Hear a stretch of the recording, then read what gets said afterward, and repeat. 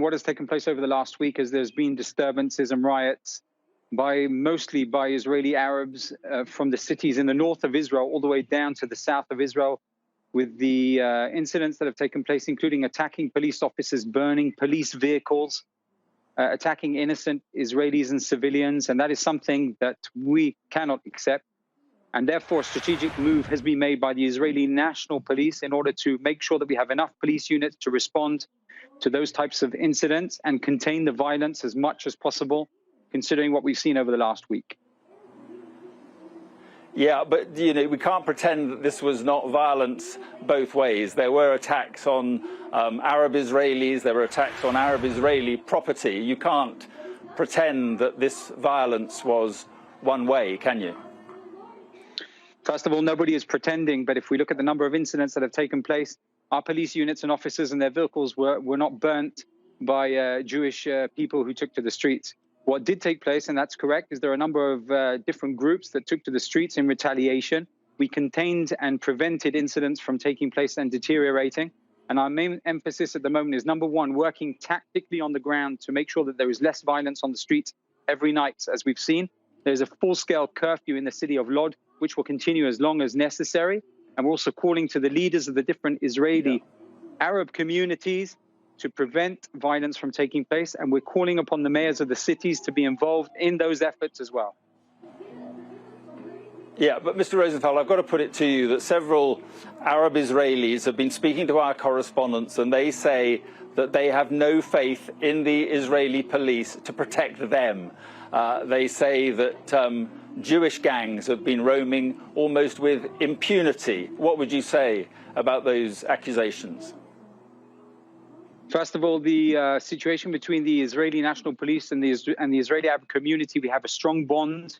And there are hundreds of police officers who serve in the Israeli National Police. Until now, until the outbreak of violence, the situation, the relationship was a good, strong relationship. It's very sad to see that, unfortunately, Israeli Arabs have taken to the streets. Of course, Jewish people want to protect themselves because, unfortunately, we can't be at every place and every area. And that is something that people were very, very worried about. But there's a number of ongoing investigations taking place, both within the Israeli Arab community as well as in the Jewish community, to find those suspects who were involved in the incidents. But unfortunately, and that is something we have to confirm, the majority... But also, Mr. Rosenfeld, But also, Mr. Rosenfeld, we have seen Jewish gangs attacking Arab Israelis. We have seen the police out shooting at vehicles without the drivers in them, shooting through vehicles, smashing the windows of vehicles belonging to Arab Israelis in some circumstances. I mean, they're saying that they simply do not trust the police. And they're saying that actually, one told us the other day that the police was becoming a sort of security arm of right-wing groups. That's absolutely incorrect. The Israeli National Police respond to every incident that takes place, both within the Israeli Arab community as well as within the Jewish communities. Our main efforts are to prevent incidents from taking place. Unfortunately, over the last 2 weeks of Ramadan here in Jerusalem, we saw thousands of Israeli Arabs taking to the streets, targeting innocent people in the streets. In a democratic country, that is something that is totally unacceptable. And therefore, we had to respond. Our units are deployed all across the country. We've seen over the last 24 hours the situation is improving.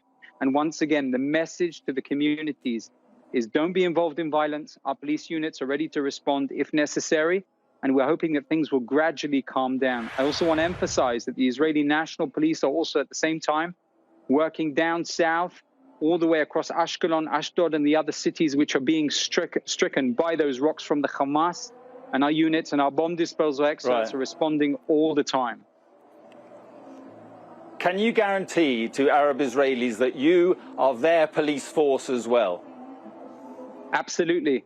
And if the Israeli Arab community don't take to the streets and are not involved in violence, we will be there to support them. We will be there in order to make sure that we build up the connection once again. But at this moment, because the tensions are still high, we're messaging out both to the Israeli Arab public as well as to the Jewish public. Do not stir up incidents. Do not take to the streets. Let's calm the situation down. Let's work together. Let's emphasize what it's all about, taking a step ahead and bridging the gaps as quick as possible.